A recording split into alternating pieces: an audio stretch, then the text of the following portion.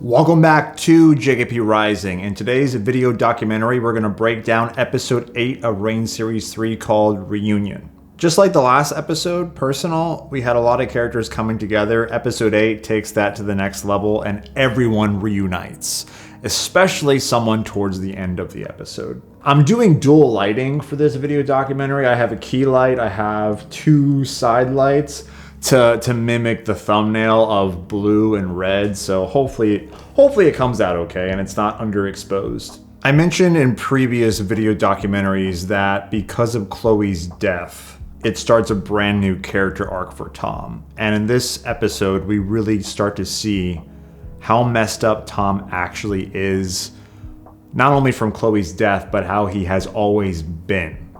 I think Tom is a character that I've shrouded a lot in mystery, and he's never really been someone to show his emotions. He's always been a very passive character, relaxing, monotone, mellow person. And I feel like those type of characters are the ones that hold the darkest secrets.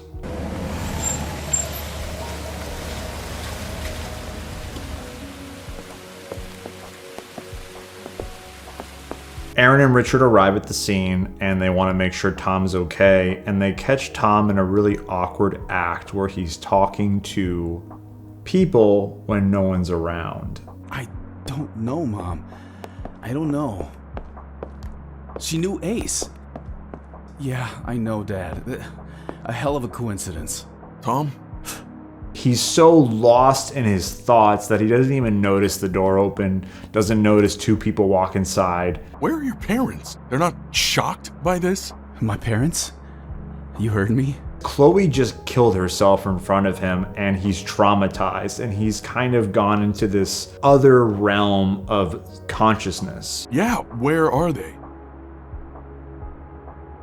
It's really just his body's way of protecting himself from the true horror that has been laid out in front of him. We see Chloe on the ground and there's literally blood dripping from her gunshot wound. That was a lot of fun to edit and to put together, and I just love how there's a trail of blood literally flowing down her head. And it's just further confirmation. I'm just like, oh yeah, so not only did I spray her guts on the wall when she shot herself, but she's actually dead because we see her on the ground actually dead. And there's a rule, it's like if you don't see the body, they're not really dead. Well, we did see Chloe blow her brains out, but just so you were wondering and just to make sure like she didn't like graze her head or something, she's dead. Where are your parents? They're dead, Aaron. Now, in Series 1, we had a scene where Tom was looking for tombstones for his parents, and he never confirmed or denied if they were alive, but it was always implied that they are alive. My parents have been bugging me to look for their tombstones for when they die. For some reason, they find it interesting planning out their future after passing. And then in Series 3, Episode 2, we get a scene where Tom's talking to Ace about how he doesn't talk to his parents anymore. So literally, he doesn't talk to them anymore because they are no longer here. I've had a lot of time in my hands since I didn't talk to my parents anymore. Thought I could spend it doing some good. Oh, sorry about your parents. It's okay. I don't talk about it much anyways. But everyone thought that his parents were alive, and they're clearly not. And this is a big shock to Aaron. What? And who were you talking to? Tom, you're freaking me out, man. It's a bit awkward because if you're friends, you would probably like meet the parents at some point, but Tom obviously never introduced anyone to his parents because they were dead the entire time. Look, I'll tell you everything, but just not here. I'll even talk to you about my parents. I just need to get the fuck out of here. This is a great scene because I'm able to kind of creep back the curtain and be like, whoa, Tom has some stuff going on and he's not as relaxed as we thought he was. And there's a lot happening here. I'm not going to explain all of it right now, but here's like a teaser, an appetizer, and that's really what this scene was all about.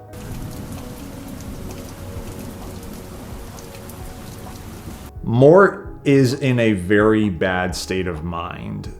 Mort, where are you going? To get Lael. He's in a fight or flight mode. He needs to keep pushing even if his plans have changed. We don't even know if he survived. Of course he did! I'm not saying James and Travis think Leo's dead, but they just don't know. Again, they weren't expecting the university to explode on itself, and now they're in the rubble of the university. Get your hands off me! Already hit me once! Gonna do it again! It's a tragic scene because it's just another thing Mort has to deal with. It's another problem. Mort, you're not yourself. And what about you, fucking backstabber? You injured my brother. He was trying to kill me! I had no choice! What about Jaber? He didn't have a choice either. And that really, really, really hits Mort. And Travis is obviously, he regrets saying that, but it's the truth, even if it hurts to hear. And that really fucks Mort up. That's the last thing Mort wants to do. He does not want to self-reflect on anything he's done recently. No, I deserve that. I fucked up again. But internally, he's drowning. And he's heading to a very, very dark spot. Leo's revealed to be okay. Leo, as established in the last episode, is a very powerful character. He can take care of himself. He will not go down that easily. And even though a nuclear explosion is a big deal, clearly Leo's Imperium Frigus is way more powerful than we think it is, and he's able to survive. What is it? My tracking device. They get a brand new lead because of Mort. He's still like stuck in that I fucked up again, but he has to keep going. But rather than continuing on without thinking about everything, he's now continuing on while thinking about everything, and he's getting to a breaking point, and it's getting really bad for Mort right now. At the very end of this scene, we get red particles. I wonder who that could be. Frank, Skep, Grapes, Lobster, Jennifer, and Nikki arrive at Nikki's apartment. Nikki, what the hell is going on? We literally left your old university as it exploded into a billion pieces. Jennifer is clearly distraught about what happened, doesn't know what she just experienced. I mean, again, Jennifer's a psychologist. She's not used to explosions and elements and just, yeah, there's a lot happening right now. So she's very stressed out. Ignis, that's the Imperium you have. What's an Imperium? They are abilities that grant the user incredible power. In episode 8, we finally get some clarification on what is an Imperium. And you need to train more to awaken yours. Who can help me? Grapes and myself. Can we really accomplish that much in a short period of time? There's a lot you don't know about us. Skeptic, Lobster, Grapes, and Travis are from the future. They're from a very far time in the future and they came back into this reality of 2551. Now, personally, I don't like time travel. I actually try to avoid it, but I did write series 1 and series 2 a long time ago, and that's what I went with. And even though I don't like time travel now as a story concept, I am continuing these elements within the show. They obviously are more used to these abilities. They're more familiar with these abilities. So while Imperiums are very new to like Frank and Daryl, because they know so much about these abilities, they can help Frank control his. Well, Ignis is very aggressive, so are you, which is probably why you don't have any problems with it. Frank and Ignis are just very aggressive, and they just coexist. So Frank never had a problem with his ability because his ability was literally him in human form. Ice is very cool and collective and likes to take its time, and it's elegant but also fierce, and Leo's on a mission, so his Imperium was able to bond with him very well as well. If you don't control an Imperium, they will eventually control you until you die. Then it's too late. Daryl is a school teacher. You know, Daryl is the ordinary guy. Daryl is someone that isn't used to having supernatural abilities. Daryl just wanted to be normal. And obviously when you have an ability like this, you're never going to be normal. What about Daryl? Is there a way to bring him back, or is it too late to stop the Imperium taking over? Because Daryl was so incapable of controlling this living being, it caused a lot of problems. And that's where we saw the split to the Professor, the split to Dark Daryl. God damn it, this shit's all too fucking weird. So finding out why the Professor became a thing, finding out why Dark Daryl became a thing is great. And it just brings more light to, like, what are these abilities? Where do they come from? Who made them? What are they? And a lot of that is answered in episode 8. Going back to Chloe's death, giving Tom a brand new arc, because of everything that went down, this brings Tom back into the story. And now, because Tom has to get away from the crime scene, he is going back with Aaron and Richard, and he's being reintroduced into the overall story. We can head out now, Tom. Thanks for coming, Aaron. I didn't know who else to call. It's okay. I'm happy I was here to help you out. Aaron's in this situation where he's very much fucked up because of what happened with Emma. So in this instance, Aaron is trying as much as he can to be a good friend, but when his distraction is like mirroring his problem on a worser scale, I think it just really, like I think Aaron just kind of absorbs, like, okay, like, yeah, what happened to me is really bad, but wow, it could be so much worse. It's a fucking tracking device. Are you kidding me? Destroy it! As if things couldn't get worse, Nikki finds out that there has been a device put on her car, and it's quickly identified that they are being tracked by Leal and his team. And it just goes back to things continue to escalate. Things continue to get worse. These characters are on the run. It just continues to heighten things in this show.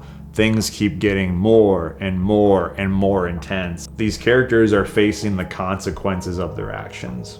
Tom! Hey, Ted. Ava?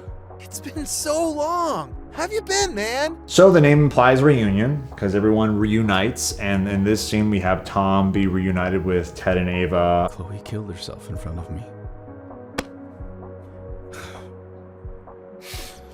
I'm so fucking sorry, man. I did like how in this scene we had a moment where Ted and Tom have a little time to each other to kind of absorb the moment. I think even if it's really bad in life, voicing that you are there for them does enough. You ready to go see her? Yeah. You go on without me. I need a minute. But even Tom can't process what he's going through, much like how Aaron can't process what he's going through, much like how everyone else can't really stop and think. They just have to keep going, kind of like how Mort is having to keep going. So all these characters are in situations where they just have to just keep going. They don't have time to breathe and relax. Tom? That's Tom? Nikki, I don't know what to say. For the very first time since Series 2, Episode 6, Tom reunites with Nikki. Once again, just like with many things in this episode, there's not enough time to reflect. There's not enough time to take in a scene. Leal shows up, freezes everyone. He wants to get the rain information, destroy it, and just kind of clean up loose ends. Dark Daryl shows up from the red particles. He's been tracking them the entire time, and they have this massive fight. Frank tries his best to overcome these two powerhouses that are Leal and Dark Daryl, but he wasn't expecting to be double teamed. Frank! And now we're in this moment where Frank is probably gonna die because he's being electrocuted.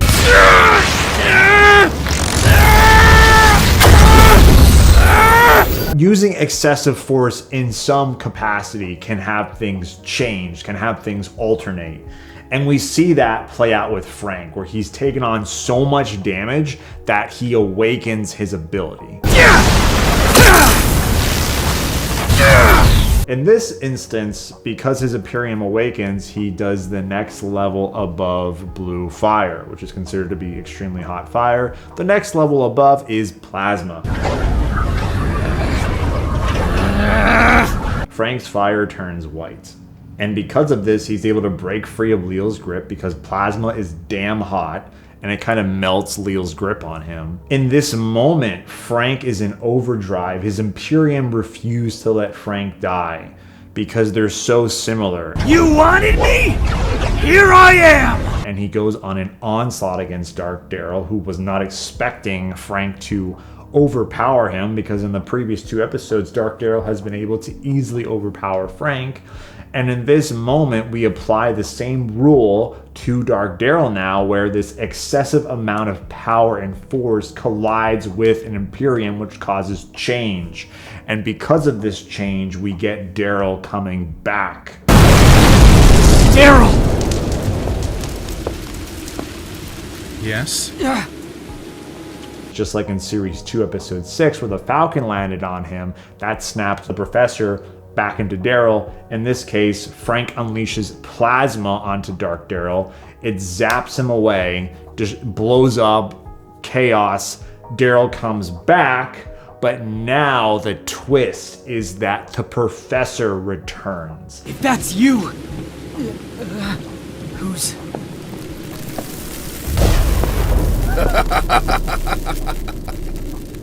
Warthog! We meet again! In Episode 3, I teased Dark Daryl. Episode 6, Dark Daryl comes back. We're expecting the Professor to come back because he's mentioned, he's not here, it's been a while since he's been gone, and when Dark Daryl shows up, it's a surprise because we were expecting the Professor. But he doesn't come back, it's a different character, so that's a surprise. And now we're expecting this character to stay, so when this character goes away, we're expecting Daryl to come back, because that's what happened in Series 2. But lo and behold, it's another surprise, and now the Professor's back. Fuck. So that was a way for me to bring the Professor back as a surprise without making it obvious. I was also able to get Tyler Moore to come back to the show. Tyler voiced the Professor in Series 2 all the way back in 2013.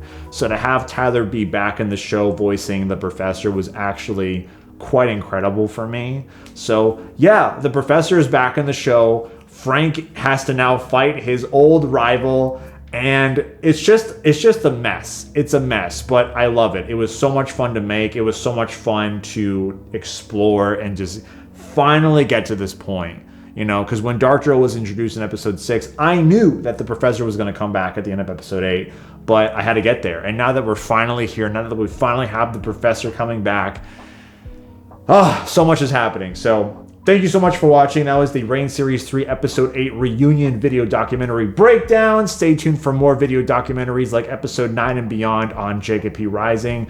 Thank you so much for watching. Have a great day, and I'll see you guys in the next video.